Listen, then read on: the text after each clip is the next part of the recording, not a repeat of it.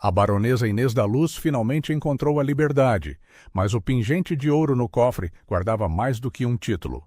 O coronel Falcão sabia que ela tinha as 3 moedas de ouro, e ele não aceitaria a perda de sua riqueza e honra pacificamente. O fogo era a parte fácil. As exigências do coronel Octávio Falcão eram a verdadeira fornalha.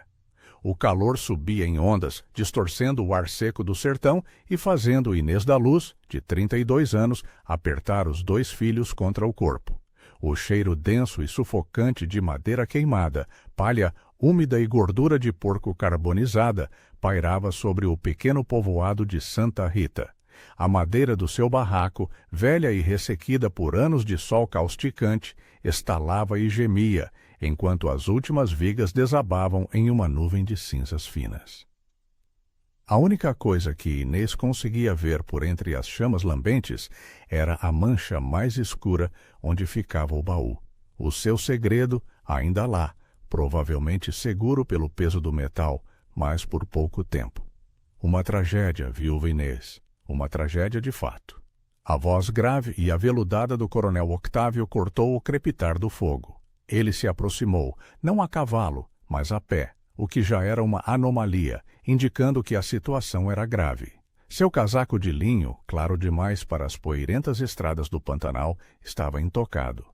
Octávio era um homem de posses e poder naquelas terras empoeiradas da fazenda Laranjeiras, e ele exalava uma autoridade fria que não necessitava de gritos.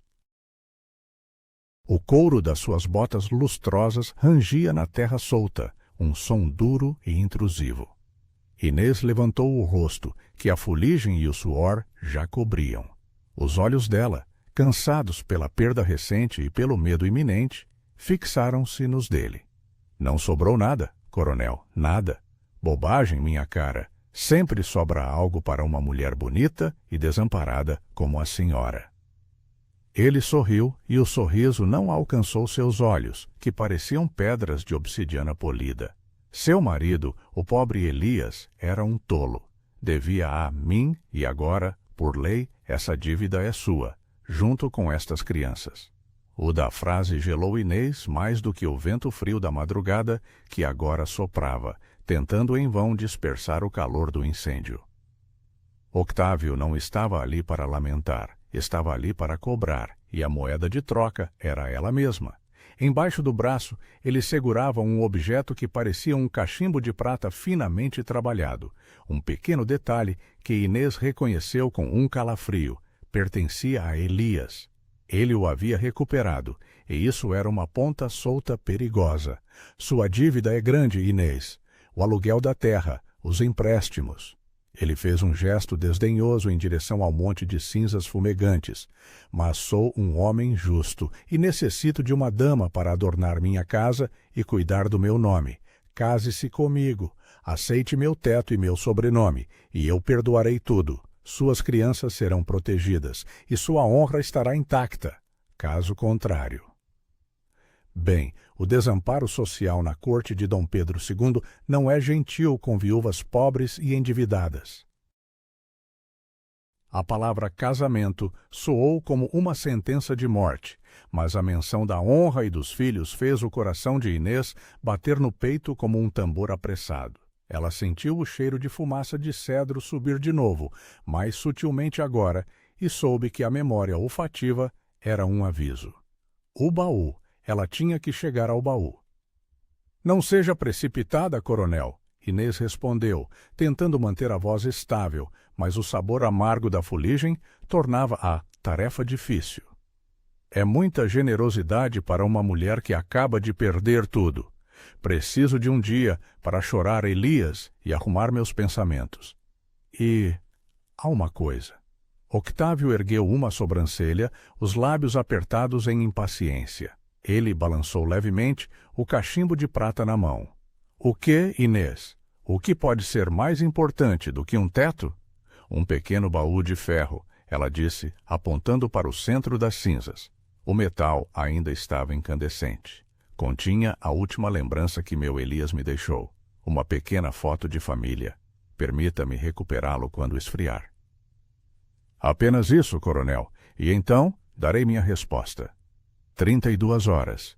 O coronel hesitou, mas a pose de vulnerabilidade de Inês e a menção à lembrança de Elias o acalmaram.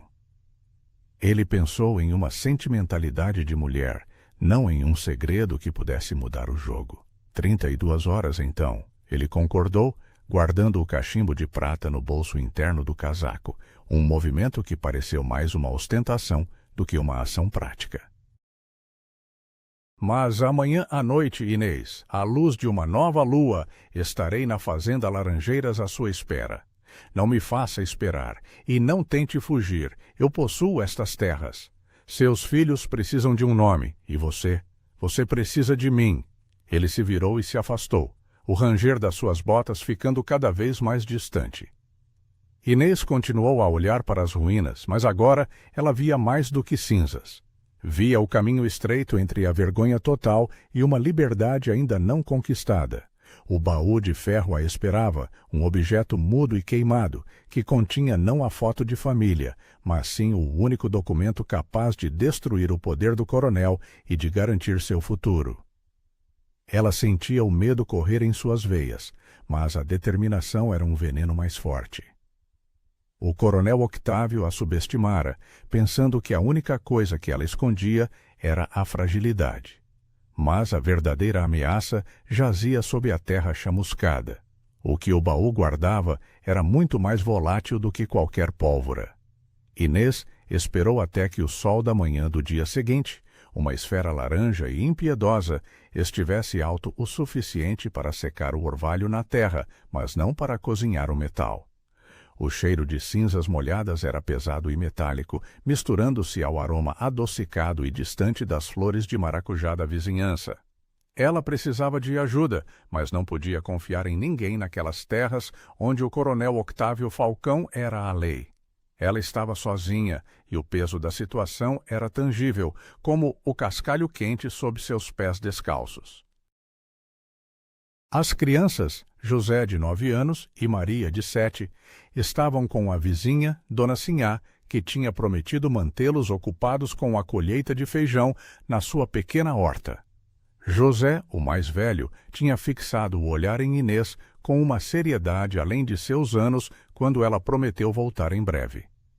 Não se case com ele, mamãe, ele havia sussurrado, que perfurou o coração de Inês. Inês pegou uma pá improvisada, feita de uma tábua carbonizada, e começou a remover as camadas de escombros. O solo úmido e quente exalava vapor, e ela sentia o calor subir pela sola fina das sandálias. Seus músculos gritavam, mas ela ignorou a dor. O baú estava enterrado sob o que fora o centro da sua pequena casa. Enquanto cavava, seus dedos roçaram algo duro. Era o baú, preto e fumegante. O metal grosso resistira ao fogo, mas a fechadura simples estava derretida e distorcida. Inês viu o símbolo na lateral do baú, uma delicada rosa dos ventos entalhada no ferro, o mesmo desenho que ela tinha visto anos atrás em um selo de cera. Este era um plant que a encheu de uma determinação fria. Com um esforço desesperado, Inês usou a pá como alavanca e conseguiu levantar a tampa quebrada. Dentro, em meio ao linho carbonizado e cinzas, os documentos de papel grosso estavam notavelmente intactos, protegidos pela espessura do baú e pelo calor intenso que apenas carbonizara a camada externa. O cheiro de mofo e papel antigo, característico de segredos guardados, subiu rapidamente. Ela retirou o maço de papéis e a pequena bolsa de veludo escarlate que continha 3 pequenas moedas de ouro, brilhando contra o fundo escuro. Essas moedas, ela sabia, eram seu fundo de reserva e, potencialmente, seu transporte para a liberdade. Ela enrolou os documentos no linho mais limpo que conseguiu encontrar e escondeu o pacote dentro do seu vestido, junto ao corpo, onde o calor da sua pele podia ser confundido com o calor dos escombros. Enquanto se preparava para ir, um som de casco se aproximando rapidamente a fez gelar. Inês atirou a pá de lado e se encolheu perto de uma parede de barro meio destruída. Ela percebeu que a areia das estradas estava mais fina do que o usual, e o som abafado das patas de cavalo parecia muito próximo. Inês, onde está você, mulher? Era Baltazar, o capataz do coronel Falcão. Um homem rude e fedorento, que gostava de exercer a pequena autoridade que lhe era concedida. Ele montava um cavalo baio robusto e a poeira que ele levantava cheirava a feno queimado. Estou aqui, Baltazar, ela respondeu, saindo de trás do muro, sua expressão de luto e cansaço perfeitamente ensaiada. Tentando salvar alguma lembrança do meu pobre Elias. Baltazar desceu do cavalo com um grunhido, batendo a poeira da calça. Ele tinha um olhar de desconfiança que ela não tinha visto antes. O coronel me enviou, disse que era para garantir que você não se machucasse e para ter certeza de que você não esquecesse o acordo. Ele parou, o olhar caindo sobre o local onde o baú estivera. Ele notou a terra remexida. O que tem aí? O coronel mencionou algo sobre uma foto. Deixe-me ver. O atingiu-a como um chicote. Octávio não era estúpido. Ele estava desconfiado. Não há nada para ver, disse Inês, sua voz trêmula, mas firme. A foto se desintegrou. Papel velho, apenas cinzas e o cheiro de morte. Fique longe, Baltazar. Minha dor é minha e de mais ninguém. Ele deu um passo em direção a ela e Inês podia sentir o bafo quente e azedo de cachaça em seu rosto. Esse era um teste, uma tentativa de intimidá-la para que revelasse o que tinha. Em um movimento rápido e desesperado, Inês agarrou um pedaço de madeira semicarbonizada e o levantou, não como arma, mas como uma barreira. Não se atreva a tocar em mim. O coronel a quer como esposa, não como um brinquedo que você pode quebrar antes de ele ter a chance de usá-lo. Essa jogada de poder funcionou. O medo do coronel era maior do que a atração pela viúva. Baltazar recuou, sua face vermelha de raiva frustrada. Você tem até amanhã à noite, Inês, ele cuspiu no chão. Você não tem para onde ir, e esses papéis velhos de nada valem. Não tente bancar a esperta, o coronel tem olhos por todo o sertão. Com um movimento brusco, ele montou no cavalo e partiu, levantando uma cortina de poeira amarelada que obscureceu o sol por um momento. Inês permaneceu imóvel, o baú agora vazio atrás dela, e o segredo seguro contra sua pele. O tempo era seu inimigo. Ela precisava ir para a capital, para a cidade de Cuiabá, o mais rápido possível, antes que o coronel a forçasse a uma prisão legal. Mas como chegar lá com 2 crianças e apenas 3 moedas de ouro, sem levantar suspeitas? A resposta veio com o pensamento no baú.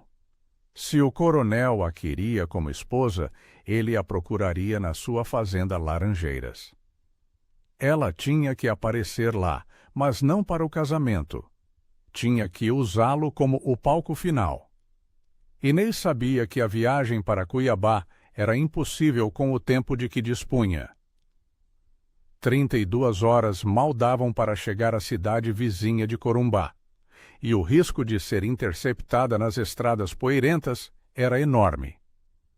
A única opção era seguir o plano perigoso, ir diretamente para a Fazenda Laranjeiras, a mansão do coronel Falcão, a apenas 1 légua do barraco queimado. Teria que jogar o jogo dele, mas com as suas cartas escondidas. Ela pegou as crianças na casa de Dona Sinhá. A velha deu a Inês um embrulho de pão de queijo e um pequeno cantil de água. O calor opressivo do meio-dia fazia o ar vibrar, e o zumbido monótono dos insetos na vegetação seca era o único som a quebrar o silêncio pesado da ameaça. — Você vai mesmo, Inês? — perguntou Dona Sinhá, o olhar cheio de piedade. — Não tenho escolha, amiga — respondeu Inês, a mão apertando o volume dos papéis sob o vestido. — Tenho que garantir um teto para eles. Reze por mim. A fazenda de Falcão era uma monstruosidade de arquitetura, com paredes brancas e altas que pareciam desafiar o céu azul. A casa era cercada por varandas largas e sombreadas, onde a brisa conseguia mitigar ligeiramente o calor implacável. À medida que Inês se aproximava, Ela viu Falcão na varanda principal, vestindo um casaco de linho ainda mais elegante do que o do dia anterior, e ele estava sorrindo, o sorriso de um predador que sabe que sua presa está encurralada. Ah, minha futura noiva chegou. No limite do tempo, Inês, isso é bom. Demonstra obediência. Ele desceu os degraus de pedra polida, os seus passos mais lentos e calculados agora. Inês parou a poucos passos de distância, sentindo o cheiro forte de tabaco e lavanda que emanava dele, uma fragrância rica e deslocada no meio do sertão. José e Maria estavam quietos, os olhos arregalados, observando o homem que tentava roubar sua mãe. Coronel, Inês começou, a voz firme, ignorando a menção à noiva. Aceito sua oferta de um teto para meus filhos. Mas antes de qualquer palavra de casamento, tenho um último dever a cumprir para com o falecido Elias. Ele a olhou com desconfiança, mas o desejo de vitória estava estampado em seu rosto. Que dever é esse agora? Elias me pediu para entregar isso à sua esposa, Dona Rosalina, antes que ele morresse. Ela mentiu com facilidade. É um objeto de valor sentimental, uma última confissão de amizade entre eles, sem valor financeiro, apenas para o coração. Ela está na capela?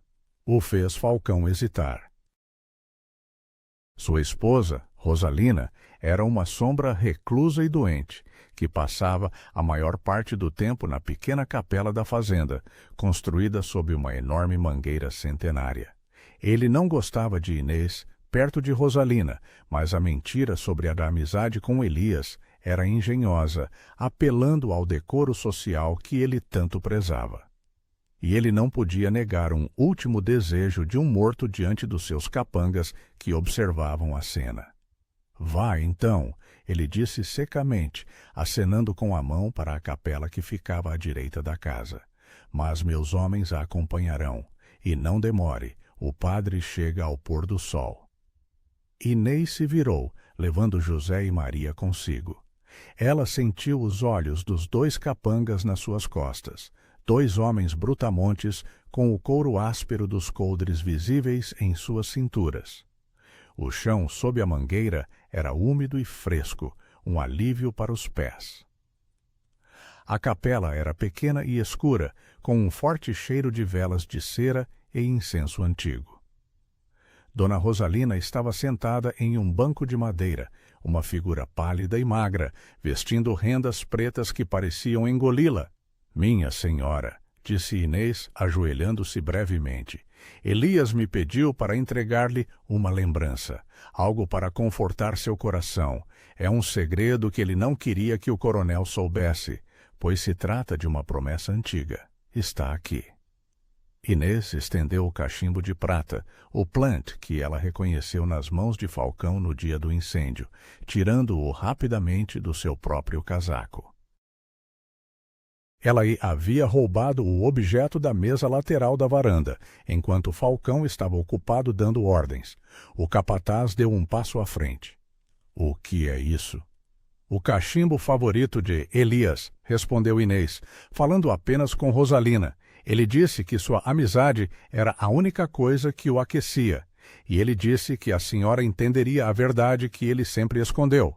Nos documentos. Ela enfatizou a palavra documentos, o que ela direcionava para os papéis sob seu vestido. Dona Rosalina, apesar de sua fragilidade, ergueu o rosto. Seus olhos tinham a mesma tristeza profunda dos olhos de Inês. Ela apertou a mão de Inês e a viu balançar ligeiramente a cabeça, num gesto quase imperceptível. Agradeço, Inês, disse Rosalina, a voz um sussurro seco. Vá, e que Deus te proteja. Eu cuidarei deste presente. Elas tinham se entendido. O segredo de Elias não era sobre um cachimbo, era sobre os papéis. E o olhar de Rosalina dizia que ela estava disposta a ajudar Inês, nem que fosse por vingança contra o marido cruel. O tempo estava se esgotando. O sol já começava a atingir o céu com tons de vermelho e ouro. O padre estaria chegando em breve. Inês tinha que encontrar o palco perfeito e os ouvintes certos antes de revelar o conteúdo explosivo dos papéis. Ela se virou para sair, mas um dos capangas a deteve, o braço forte atravessado na porta. Ainda não acabamos, viúva. O coronel a espera. O crepúsculo chegava, pintando a varanda da fazenda Laranjeiras com tons quentes de amarelo e laranja, uma beleza irônica para a cena de coação que estava prestes a se desenrolar. Inês foi conduzida de volta à varanda principal, onde o coronel Falcão estava agora acompanhado pelo padre Jerônimo, um homem baixo e grisalho, com vestes de linho amassadas pelo calor. Ele parecia desconfortável e apressado. 4 capangas estavam postados nas extremidades da varanda, as expressões brutas refletindo a autoridade de Falcão. Na mesa de mogno, o tabelião já preparava os papéis de casamento. O cheiro de cera de abelha e vinho doce preenchia o ar, preparando o cenário para a suposta celebração. "Que bom que voltou a tempo, Inês", disse o coronel, o tom de voz exageradamente formal, dirigido ao padre. A viúva estava apenas cumprindo um pequeno rito de luto. Mas agora a vida segue. Prepare-se, padre. O tempo urge. Ela aceitará a minha proposta e garantirá o futuro dos seus filhos. Inês parou no centro da varanda, as mãos cruzadas na frente do vestido simples. Ela podia sentir o suor frio na testa, mas o medo tinha sido substituído por uma clareza cortante. Ela viu que Dona Rosalina estava observando a cena de uma das janelas do andar superior, uma sombra pálida e silenciosa, e Inês soube que tinha uma aliada. "Antes de eu responder, coronel", disse Inês, a voz soando surpreendentemente alta e firme, "devo confessar a todos aqui presentes que fui forçada a queimar o baú, não por mim, mas por causa de um segredo que o Elias e eu escondemos por anos. Um segredo que afeta a honra e o nome do coronel Falcão." O padre Jerônimo levantou os olhos claramente alarmado. O coronel, no entanto, apenas riu, um som seco e zombeteiro. "Que bobagem é essa, mulher? A perda de sua casa a deixou desequilibrada? Não há segredo que eu não conheça neste sertão, e certamente nada que venha de um tolo como Elias." Ele acenou para o tabelião. "Prossiga com os termos do casamento, doutor." "Não é a foto de família que me salvou do fogo, coronel." Inês insistiu, dando um passo à frente, um que capturou a atenção de todos. "O que está no meu peito, neste momento, não são cinzas. É a prova de que Elias não era um tolo, mas sim um homem de posses, e que o coronel Falcão é o verdadeiro devedor." Ela tirou o embrulho de papel amassado de dentro do vestido e o estendeu, desenrolando-o cuidadosamente. O papel estava amarelado, mas a caligrafia era legível. O cheiro de mofo e tinta velha subiu no ar morno da noite. "Aqui estão os documentos, coronel Falcão", disse ela, a voz vibrando. O baú de ferro continha as escrituras originais da fazenda Laranjeiras. A varanda mergulhou em um silêncio total, quebrado apenas pelo canto distante de um pássaro noturno. Falcão parou, seu rosto ficando branco como as paredes da casa. "Mentira! Isso é uma fraude!" Ele rugiu, sua máscara de calma finalmente se estilhaçando. "Não, coronel, é a verdade." Inês retrucou, mantendo a calma. Elias não era apenas um arrendatário. Ele foi o fiador de seu pai, o coronel Antônio Falcão, em 1842, quando a seca quase arruinou esta terra. Quando a dívida não foi paga, Elias comprou a hipoteca. "Você não tem nada em seu nome. Você administra a propriedade de Elias, e a dívida que ele tinha com você era apenas uma manobra para forçar a transferência das escrituras para o seu nome após a morte dele." O coronel deu um passo em direção a ela, os olhos em brasa, e Inês soube que ele a atacaria se ela não agisse rápido. Este era o seu action beat. "E o que a Rosa dos Ventos tem a ver com isso?" Inês perguntou, voltando-se para o coronel, e o atingiu mais forte do que um golpe físico. Ela usou o conhecimento do símbolo no baú, o payoff do plant, que ela viu na parte 2. A Rosa dos Ventos é o selo do cartório de Cuiabá que autentica esta compra. É o mesmo selo em relevo no baú que o coronel pensou ter queimado para se livrar das provas. A certidão de compra de Elias é irrefutável. Falcão tentou se mover, mas o padre Jerônimo, que olhava os papéis por cima do ombro de Inês, balançou a cabeça em choque e horror. O tabelião fechou sua pasta com um clique seco.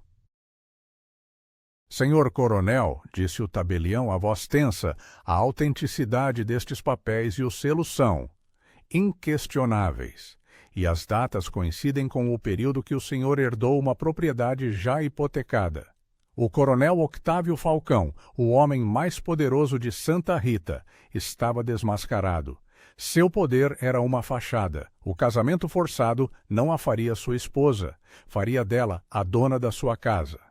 Vocês vão pagar por isso?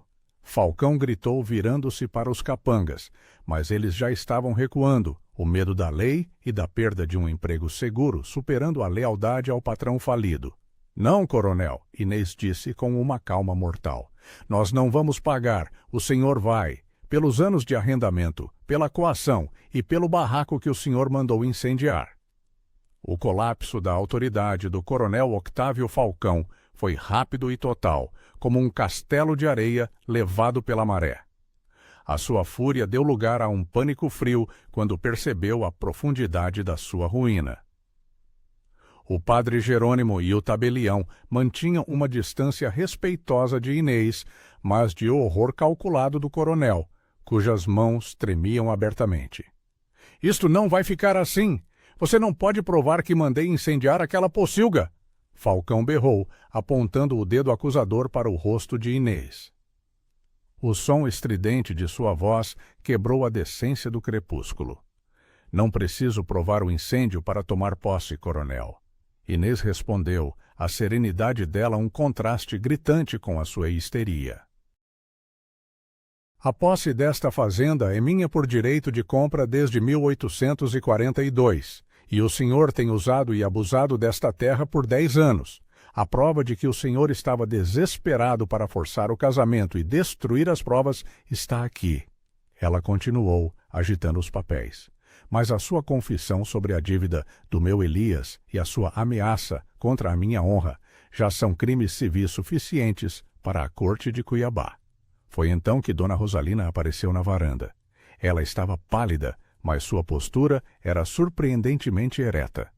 Ela estava segurando o cachimbo de prata de Elias, o mesmo que Inês havia entregado. O Plant estava prestes a receber um segundo payoff. Octávio, disse Rosalina, a voz fraca, mas carregada de uma autoridade que anos de sofrimento lhe haviam conferido. O padre e o doutor aqui presentes são testemunhas do que aconteceu. E eu tenho esta lembrança de Elias. Você me disse que a havia perdido há anos, mas Inês a tinha. O coronel voltou-se para a esposa, a raiva misturando-se à traição. O que você está fazendo, mulher inútil? O Elias era meu primo, Octávio, Rosalina revelou, e a verdade pairou no ar como um cheiro acre. E este cachimbo, ele tinha um compartimento secreto que só ele e eu conhecíamos. Era onde ele guardava a Rosa dos Ventos em miniatura, a marca do tabelião de Cuiabá, que ele me deu para me proteger de você antes de se casar. Você não queimou tudo. O da revelação deixou Falcão sem palavras. Ele tinha pensado que o cachimbo era apenas um adorno. Ele pensou em si mesmo, no dia do incêndio, guardando o cachimbo no bolso, certo de que Inês não o tinha. Inês, perspicaz, notou a diferença na expressão facial do coronel, o nervoso tique na pálpebra esquerda dele. Inês entendeu. A Rosa dos Ventos no baú era a prova da compra. A Rosa dos Ventos no cachimbo era a prova de que Falcão tinha tentado destruir as provas. Duas evidências, uma material, outra de intenção criminosa. Coronel, o tabelião disse, sua voz agora completamente profissional e fria. Dadas estas novas informações e as testemunhas, eu aconselho-o a aceitar a negociação da senhora Inês da Luz. Ela é agora a legítima proprietária da Fazenda Laranjeiras. A negociação de Inês foi curta e brutal, mas justa. Ela exigiu que Falcão saísse da fazenda com sua esposa em 24 horas, levando apenas o que pudessem carregar em uma única carroça. Ele teria que assinar a transferência de posse de volta para Elias da Luz, e Inês garantiria que as dívidas que ele possuía no povoado fossem pagas por ela, mantendo a paz social. Falcão, humilhado e derrotado, olhou para o chão de tábuas de madeira da varanda, agora escuro. Ele balançou a cabeça em uma aceitação muda. Ele não tinha mais poder, apenas a vergonha. Seus capangas, vendo a maré mudar, dispersaram-se rapidamente, o som apressado de seus cavalos se tornando o hino da sua derrota. Inês sentiu um alívio que a fez cambalear, mas ela se manteve firme. Seus filhos, que assistiram a toda a cena com olhos arregalados de admiração e medo, correram para ela. José a abraçou com força. "Nós não vamos nos casar com ele, mamãe." "Nunca, meu filho," Inês murmurou, beijando o topo de sua cabeça. A textura áspera do cabelo dele contra o rosto era real, era segurança. Ela não precisava de um casamento forçado. Ela tinha a liberdade. Os papéis de transferência foram assinados à luz bruxuleante de um candeeiro a óleo na grande sala de estar, agora fria e silenciosa. O coronel Octávio Falcão, reduzido a um homem comum, mal conseguia segurar a pena, suas mãos ainda tremendo de raiva e humilhação. O tabelião trabalhou com eficiência, garantindo a legalidade do processo sob os olhos vigilantes de Inês e do padre Jerônimo. O cheiro de óleo de baleia queimado preenchia o ambiente, misturando-se ao aroma sutil de angústia. Dona Rosalina, em um gesto de solidariedade silenciosa e talvez de vingança tardia, entregou a Inês uma chave pequena e ornamentada. O cofre no escritório. O seu marido Elias mencionou que havia algo mais importante lá do que dinheiro, algo que pode lhe dar segurança. O fez o coração de Inês bater mais forte. Elias, seu marido, era um homem mais previdente e cheio de segredos do que ela jamais imaginara. Ela não perguntou, apenas aceitou a chave com um aceno de gratidão. Rosalina se virou para Falcão, que a olhava com ódio, e ela não demonstrou medo. O seu sofrimento terminara ali. A noite caiu sobre a Fazenda Laranjeiras, e Inês, acompanhada de seus filhos exaustos, assistiu ao coronel e a Rosalina partirem em uma carroça puxada por um único burro. A cena era patética, o oposto exato da sua chegada imponente. A poeira que se levantou atrás deles não era de autoridade, mas de miséria e perda. O som seco e oco das rodas na estrada era o último adeus à opressão. Inês levou as crianças para um dos quartos de hóspedes, muito maior e mais limpo do que o seu barraco, e as aninhou na cama macia. O cansaço era uma névoa, mas ela não podia descansar. Ela foi ao escritório do coronel, um lugar de pesada mobília escura, onde o cheiro forte de rum e couro velho ainda pairava. Ela encontrou o cofre atrás de uma pintura de caça. A chave de Rosalina encaixou perfeitamente. Dentro, ela encontrou dinheiro em abundância, que ela separou para a manutenção da fazenda e para pagar as dívidas do coronel no vilarejo, como prometido. Mas no fundo do cofre havia uma caixa de madeira de jacarandá. Dentro dela, em meio a veludo desbotado, jazia uma única peça de joia. Um pingente de ouro em formato de rosa dos ventos, exatamente o mesmo design daquele no baú e no cachimbo. Este era o plant final, o mais pessoal de todos. Era a joia da família de Elias, que ele lhe tinha falado, mas que nunca a vira. No entanto, não era apenas um adorno. Havia um pequeno pedaço de pergaminho enrolado dentro do pingente. Inês o desenrolou com dedos trêmulos. O papel continha apenas 4 linhas escritas em uma caligrafia elegante e formal. Título de nobreza menor. Baronesa de São Judas. concedido pelo imperador Dom Pedro II, em 1845. A atingiu com a força de um raio. Elias não só havia comprado a fazenda, mas havia negociado o título de barão para si. Ele tinha planejado a redenção social deles por anos. Um título de baronesa significava que Inês não era apenas uma viúva, mas uma mulher de status, intocável pela coação de um ex-coronel falido e pela miséria social. Era a liberdade plena, não apenas a posse. Inês sentou-se na cadeira de couro do coronel, sentindo a aspereza fria do pergaminho em suas mãos. As 3 moedas de ouro que ela tinha guardado do baú, outro plant, seriam usadas para a viagem imediata a Cuiabá para autenticar este título perante o governo imperial. Na escuridão do escritório, Inês sorriu, sentindo a plenitude da sua vitória. Ela não era mais a viúva Inês, a desamparada. Era a baronesa Inês da Luz, a dona da terra e do seu próprio destino. Ela superara a vergonha, a pobreza e a coação através do segredo escondido no baú.